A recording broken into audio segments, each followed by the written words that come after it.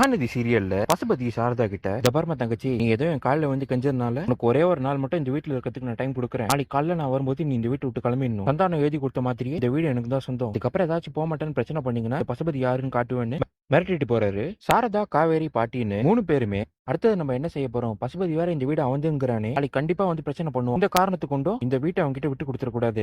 அடுத்த கட்டமா என்ன பண்ணலாம்னு பேசிட்டு இருக்காங்க. காவேரியோ சாரதா கிட்ட, அம்மா என்ன ஆனாலும் பரவாயில்ல, இது நம்ம அப்பா நம்மளுக்காக கஷ்டப்பட்டு கட்டின வீடுமா, சின்ன வயசுல இருந்தே இந்த வீட்டுக்குள்ள நான் வந்தேன்னா ஏதோ நம்ம அப்பா நம்ம கூட இருக்கிற மாதிரியே இருக்கு, இந்த காரணத்து கொண்டு இந்த வீட்டை நான் விட்டு கொடுத்துட மாட்டேன் அப்படின்னு சொல்றாங்க. விஜய் நிவினோட வீட்டுக்கு வந்து, நிவின் காவேரியும் அப்படி பேசினான்னு தெரியல, நீங்க வேணா கொஞ்சம் பேசி பாருங்க பிரதர்னு சொல்ல, விஜய் நான் காவேரி கிட்ட பேசுறேன், ஆனா காவேரி இப்போ சென்னையில கிடையாது, அவ கொடைக்கானலுக்கு போயிருக்கா, உங்க வீட்டை பசுபதி தன்னோட வீடுன்னு சொல்லி பிரச்சனை பண்றானா, இது என்னன்னு பார்க்கதான் குமரன் கூடயும் அவங்க அம்மா கூடயும் காவேரி கொடைக்கானல் போயிருக்கா, இந்த பிரச்சனை முடிஞ்ச உடனே நான் இதை பத்தி பேசுறேன்.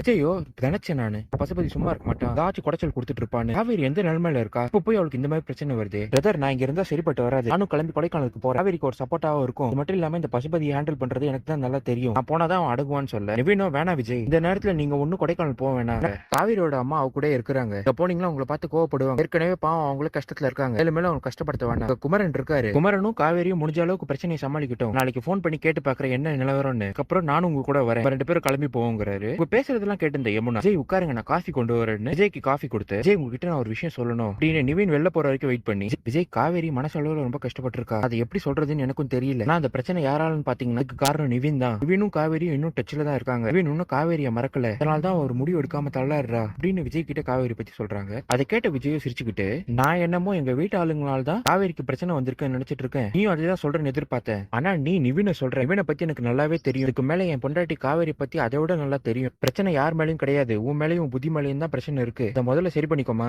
இந்த கேவலமான புத்தியை வச்சுக்கிட்டு நீ கலெக்டர் ஆகணும்னு நினைக்கிற, இந்த மாதிரி புத்தி வச்சிருந்தா கலெக்டர் எல்லாம் ஆக முடியாது, ரொம்ப ரொம்ப கஷ்டமா, தயவு செஞ்சு உன் எண்ணத்தை மாத்திக்கோ, உங்க 2 பேரும் பத்தி எனக்கு தெரியும் அப்படின்னு பேசிட்டு நிவின் கிட்ட சொல்லிட்டு கிளம்புறாரு.